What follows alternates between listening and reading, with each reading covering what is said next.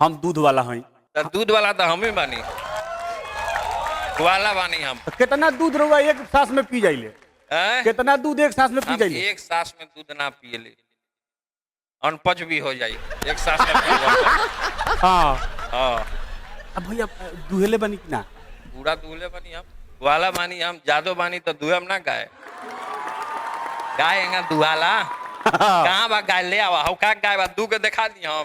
ले आएगा भैया। ले आवा ओकरा के, ले आवा। दू के दिखाओ तो नहीं था। आओ हमारे ले आवा, पुष्पा। ले आवा। पुष्पा उठा के ले आ भैया, ये देखिए भैंस है ना भैया पुष्पा ही है हमारी। यहाँ जैसे थान लग जाता है हाँ भैया, तो पकड़ के ऐसे पूरा जाता वाह भैया वाह।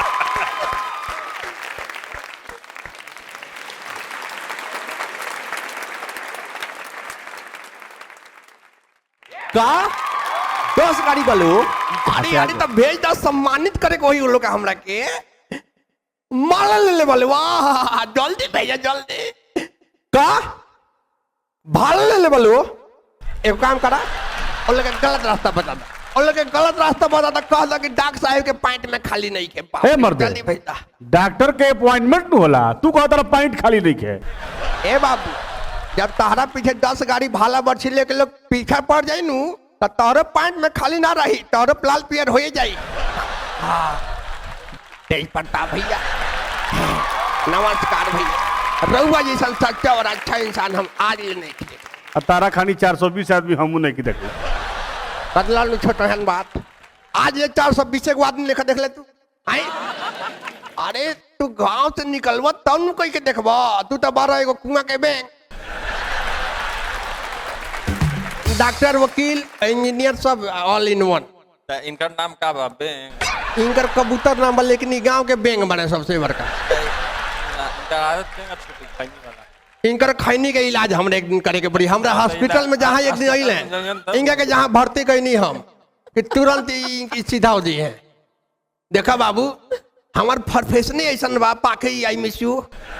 हमार प्रोफेशन ऐसा बा कि हम लाखों लोग के देख ले बनी अभी तक।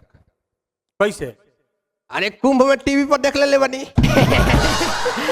भैया बहुत अच्छा बा। का कहीं हम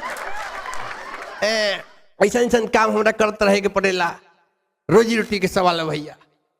कबू डॉक्टरी ना चलेला तो उझैती करे लगे नी, उझैती ना चलेला तो इंजीनियरिंग सीख ले बनी, तो चकारी आदमी करे थोड़ा सा all in one. All in one बाकी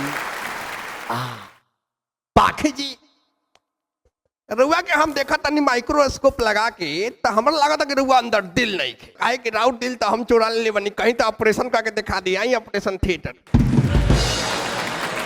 ए मर्दे, पार्ट टाइम में चोरियों करे लगा? ना ना ना, थोड़ा सा माइनर फर्क। डॉक्टरी हम पार्ट टाइम में करेंगे, चोरी तो हमारे मुख्य प्रोफेशन। देखिए हम देखनी जब डॉक्टरी लाइन में डकैती होके लगल, तो कहनी ये जी जब डकैती डॉक्टर बन के लोग करे लगल, तो हम चोर बन के का दिया तनी डॉक्टर बन के डकैती करी, तो तुरंत हम बुझ जाए कि डॉक्टरी बनेगा हमरा पड़े। लेकिन ये बात जान जा, चोरी हम लोग कल्याण खातिर करी ले। अच्छा तो एगो बात बताओ, तू डॉक्टर हुआ कि चोर?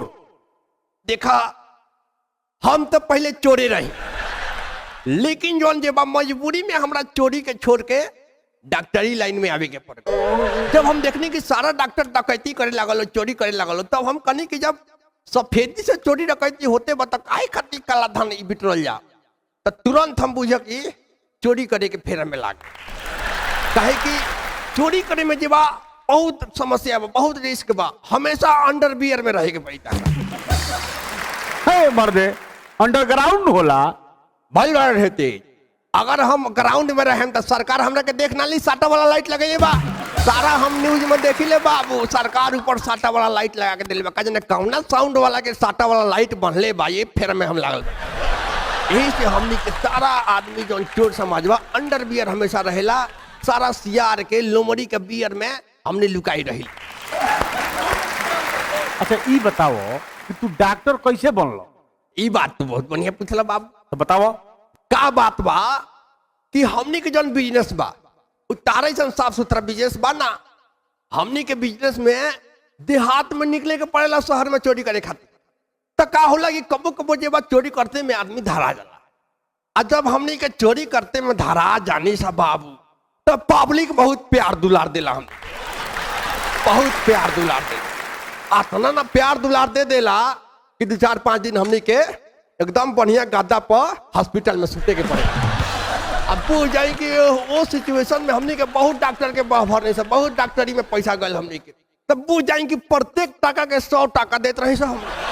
तब जाके हमनी के पूरा चोर समाज के एगो अंडरवियर मीटिंग भइल हाई कमांड। ओकरा बाद हमनी के एगो पुल के नीचे खुल के लोग सपोर्ट कैलक हमरा के, तुरंत सबका सोझा हम डॉक्टर इंजीनियर ओझा।